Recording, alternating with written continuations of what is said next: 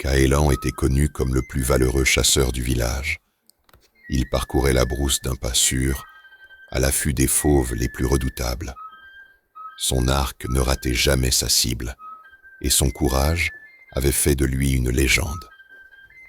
Pourtant, derrière cette renommée, se cachait un jeune homme solitaire, prêt à tout pour rompre la monotonie de sa vie routinière.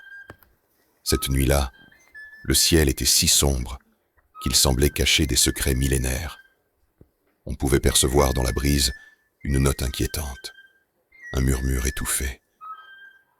Au fond de son âme, Kaelon sentait qu'il était sur le point de franchir une frontière inconnue. Les arbres immenses de la forêt sacrée l'accueillirent d'un silence oppressant, comme s'ils retenaient en leur souffle. Soudain, un frémissement. Les feuilles mortes craquèrent. Ses sens aiguisés de chasseur le mirent en alerte, et il banda lentement son arc. Une silhouette ondula sur le tapis de mousse, à demi dissimulée dans la pénombre. Lorsque la lune se dévoila, Kaelon la distingua enfin. Un corps de femme, splendide, élancé, auquel s'entremêlaient des anneaux écailleux. Ses yeux, à la lueur inquiétante, rencontraient dans elle les siens, avec une intensité déconcertante, comme si elle pouvait lire chaque pensée du jeune homme. Le cœur de Kaelon battit si fort qu'il en oublia, pour un instant, la prudence. Devant lui se tenait Nyasha, cette créature à la fois femme et serpent qu'il observait avec un air à la fois doux et dangereux. D'un geste tremblant, il abaissa son arc. Un piège rouillé enserrait l'une de ses écailles. Là, dans ce bref instant où leurs regards s'échangèrent, naquit un lien invisible. Il ôta le piège avec 1000 précautions. Chaque contact avec la peau froide de la femme serpent lui arrachant des frissons. Au lieu de l'attaquer, Nyasha recula lentement dans l'ombre. Son regard ardent glissa sur Kaelon, comme pour le remercier, avant qu'elle ne disparaisse parmi les feuillages denses. Dans un souffle, l'inexplicable avait ébranlé sa raison. Les jours suivants furent marqués par une étrange obsession. Kaelon ne pouvait ôter de son esprit l'image envoûtante de Nyasha. Son arc demeurait muet, ses flèches immobiles. Malgré sa notoriété, on le voyait rôder la nuit autour des limites de la forêt. Il guettait, espérait l'entrevoir à nouveau. Les anciens, sentant le trouble du chasseur, le mirent en garde. Nul ne s'aventure dans les profondeurs de ce bois sacré sans en payer le prix. Mais Kaelon, aveuglé par la curiosité et un sentiment inconnu, ignorait leurs mises en garde. Une nuit de demi-lune, alors que le chant des insectes gonflait l'air d'une tension palpable, il la retrouva. Nyasha se tenait au milieu d'une clairière, comme un songe irréel, baigné par la clarté blafarde. Il remarqua un léger tremblement dans ses écailles, comme si la femme serpent luttait contre une souffrance cachée. Animé par une compassion sincère, il s'approcha à pas feutrés, lui proposant un onguent qu'il utilisait autrefois pour soigner ses blessures de chasse. À sa grande surprise, Nyasha se laissa faire. Ses yeux mi-clos brillaient d'une lueur contradictoire, celle de la gratitude, mêlée de crainte. Puis sa voix, douce comme un bruissement de soie, envahit l'espace. Elle remercia Kaelon de sa bonté, confessa se sentir perdue, et raconta son histoire maudite, tout en gardant des pans de mystère. Plus Kaelon rencontrait Nyasha, plus il s'enfonçait dans le piège de sa beauté. Ensemble, ils découvrèrent des ruines oubliées, cachées derrière des épaisses lianes. On y voyait des symboles anciens tracés sur la pierre, témoignage d'un culte disparu.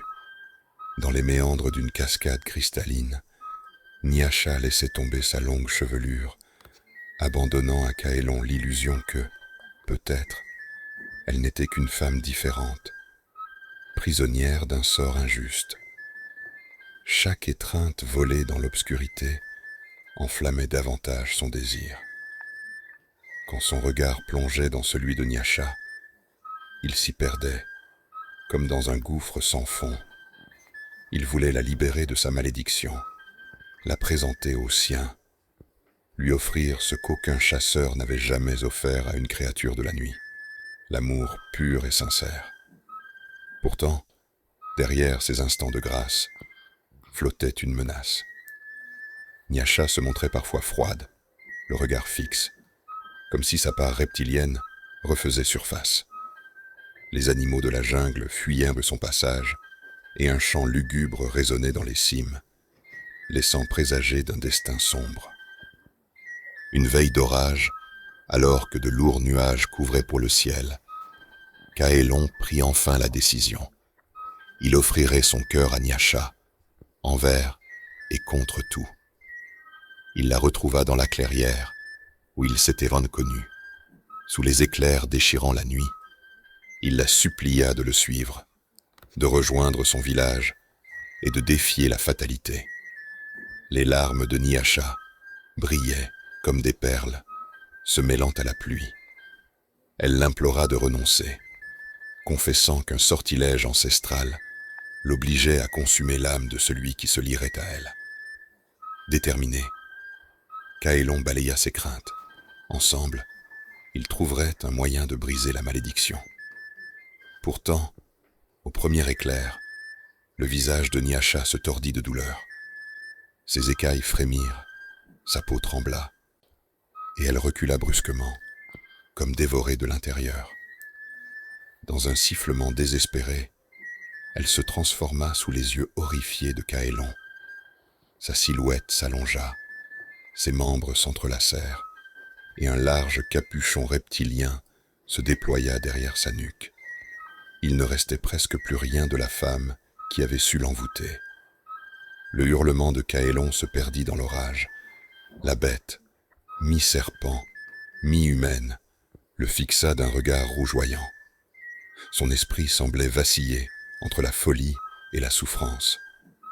D'un mouvement brutal, elle attaqua, ses anneaux puissants frôlant la gorge du chasseur. Jamais Kaélon n'avait affronté un tel adversaire. Il bandit son arc, décocha une flèche, mais son projectile ricocha sur les écailles du monstre. La foudre déchirait le ciel, révélant des éclats d'effroi dans les yeux de la créature. Plus la bête dominait Kaélon, plus sa partie humaine semblait lui échapper. Elle n'était plus que rage et venin. Alors qu'elle resserrait son étau mortel autour du torse du chasseur, Kaélon fut envahi d'images. Nyasha souriante, au bord de la cascade, son visage illuminé par la lune. Cette douce image lui redonna un ultime élan.